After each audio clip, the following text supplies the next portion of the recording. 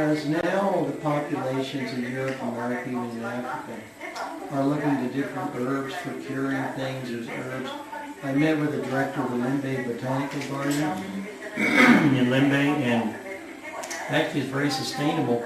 Between the teas and the herbs that they grow, they sustain their whole operation. But having said that, herbs are now being looked at as natural cures. Because people understand that a lot of pharmaceutical medicines don't really work. They just mask the problem. They cover the pain, but they don't go after the symptoms. But it seems there's many herbs that have come up through our traditional people that have been used for a long, long time. Even penicillin, many things that we use today, that came from the traditional. But there's still a lot of discoveries left to be made in kingdoms like the Fondant here. I noticed some people using some traditional herbs, and I don't understand what they are, and they're well enough. Yeah, in research, we have what we call ethnobotanica medicine. So we use a lot of herbs to treat diseases and something like that.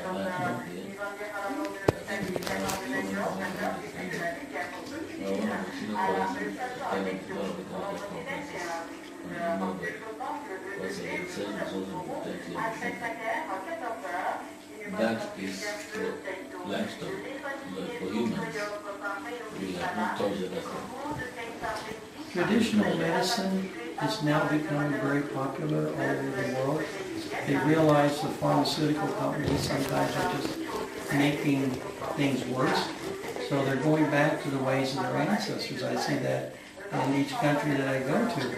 They're going back to the traditional ways because they work. In Ghana, there's a certain bark of a mango that I know that the Nana or the fawn there, whenever he has a sore throat, he's chewing on that, and the sore throat goes, well, he believes that takes it away. Well, I don't know what research would back that up, and he believes in it, but the point is that I think herbs are coming into a real important thing. The other thing that we're using a lot of is solar technology because we have a lot of sun. But we also have some very cool what is working very good. And well, we feel happy to feel that the IRAD is going a little bit, doing more and more for the communities. Yeah, so we are really happy. And now we are coming here to stay for a long time. So we hope to work together with IRAD more times.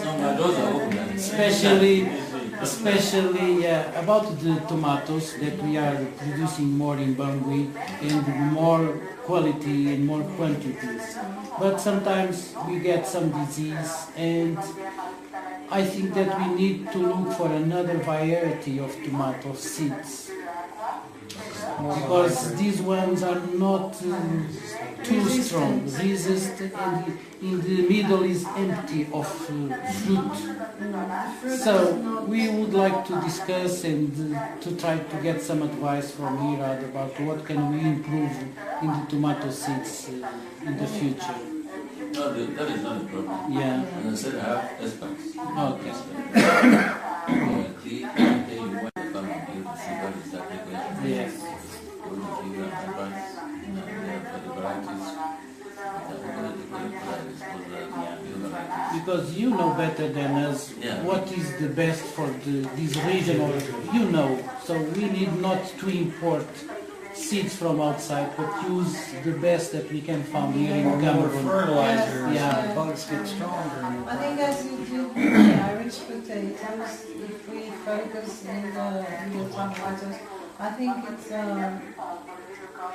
acting as a team, because Dr. Arnold funding the microbusiness, we just coordinating the farmers and IRAD. I think we can help a lot.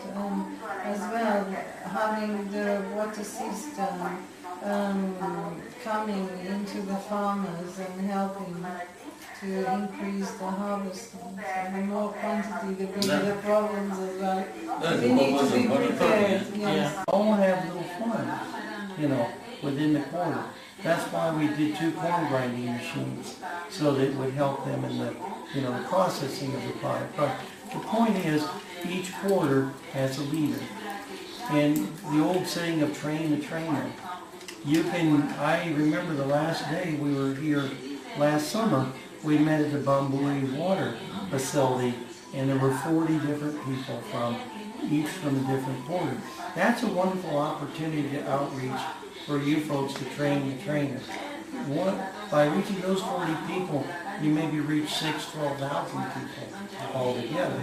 And I think that maybe because these folks are here on the ground, that developing that partnership you talk about and would be good. And I think, especially with Polycarp, who's the head of the Se Pudo group, that whole network, and the fawn even has, we went and visited his farm.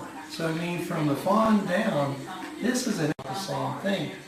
And I know Polycarp and Madam Teresa can work closely with you, and I'll from a distance can do what I can do to support the effort. But I think it's a wonderful idea.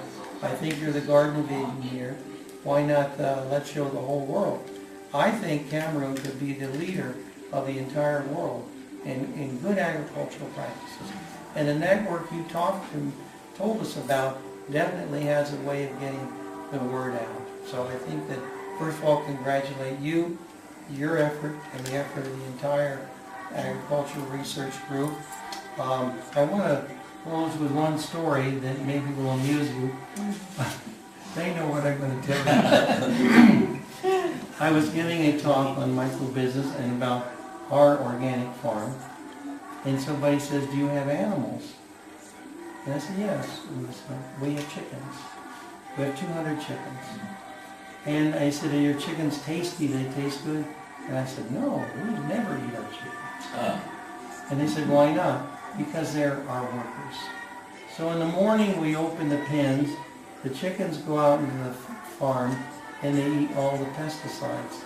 All the pests. So we don't need pesticides. They come back in at night, and their droppings make our compost, so we don't need fertilizer. Then the eggs they produce are organic, so we sell them at a higher price at the market. Some we hatch and we sell to other farms.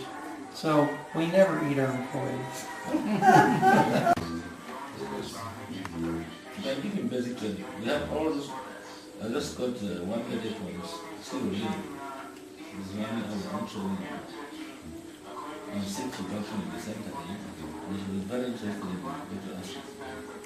So we give short training here for 1 or 2 weeks, and we are well qualified to understand the technology. If it comes and maybe you can provide the experience on the tomato disease, you can take it to the field. No problem. You look at the field. So that one, rest assured, there's nothing will happen. She will go right up to the tissue culture laboratory. The grant is here. I will tell him. It will come with him.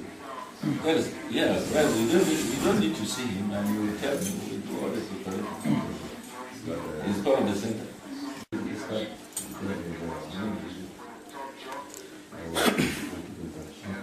And we hope you come visit us in Arizona. That's not a real bold pin, but we will show you. This is Arizona and our state. Mexico, the country of Mexico is here.